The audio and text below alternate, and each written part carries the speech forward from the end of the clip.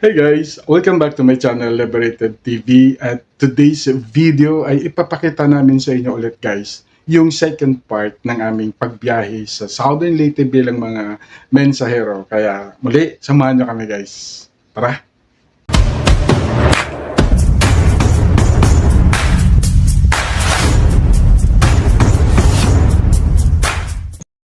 So it's our last day guys dito sa Pintuyan kung saan kami tumitira. At bago kami umuwi, pupunta muna kami sa isang tourist spot dito. Yun yung mayroong kamay. But prior to that, dadaan kami sa isang recipient pa namin na nakasabay namin sa van. At nalaman namin na meron siyang breast cancer. Pang second time niya na guys na pag second time niya na nagki-chemotherapy. So kahit pa paano, nung naikwento namin sa aming donor, ay kinonsider niya na pwede rin natin tulungan kahit pa paano, kahit maliit lang na tulong. So punta namin guys ngayon, dadaanan namin. A few moments later.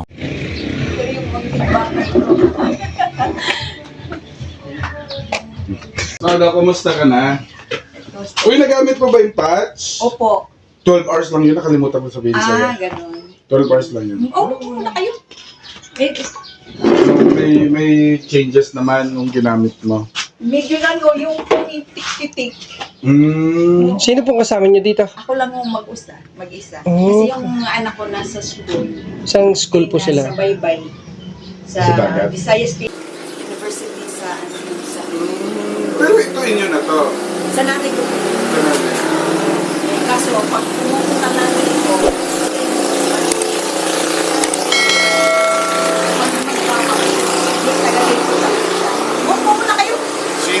Si Nanay Jonathan po ay second ng chemotherapy. So, bumalik yung kanyang cancer sa breast. After ilang years? After 7 years. So, bumalik. Kaya, nagki-chemotherapy ka ulit ngayon. So, Nanay Jonah, kaya po yung ibinahagi namin doon sa kaibigan namin na Good Samaritan na taga Canada. Na ikwento namin at kinonsider niya na bigyan ka rin kahit pa paano. So, makatulong man lang, di ba, makatawid doon sa inyong araw-araw, lalo na si Nanay Jonah po ay single parent.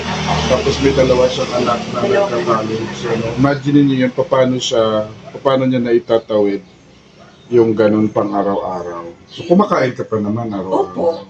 Okay. Masarap na ng pagkain niyo dito. nandito na kayo talaga sa Pintuyan. Oo. Doon kayo sa night market. Hindi. Meron din po, punta din po kami doon. Ikot-ikot kayo. Kung ano-ano lang madampot namin na pagkain. Yun. Masarap ang halo-halo. Ang sarap. Anyway, sige, bigyan natin si Nanay ng Konting... 5 piso lang.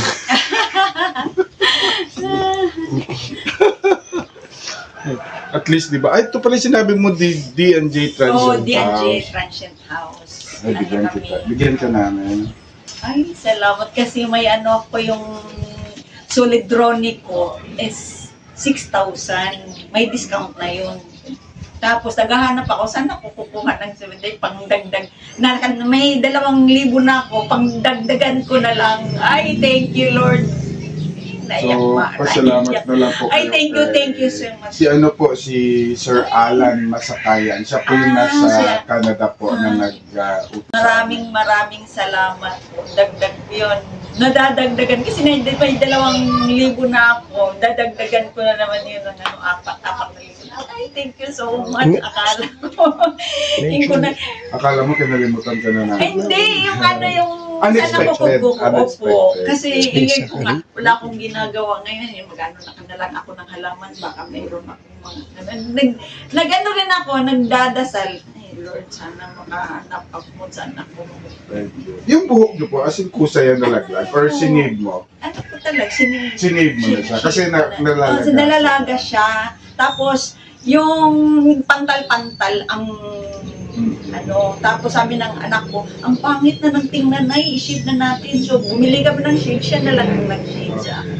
Pero yung pag nagkikimo ka, hindi siya nangingitim yung kalan mo sa... Nung first round ko, nangingitim parang tsokolate. yung dito. Yung dulo, mga kamay. Parang nasusunog talaga siya. Nasusunog talaga siya. Parang dark chocolate.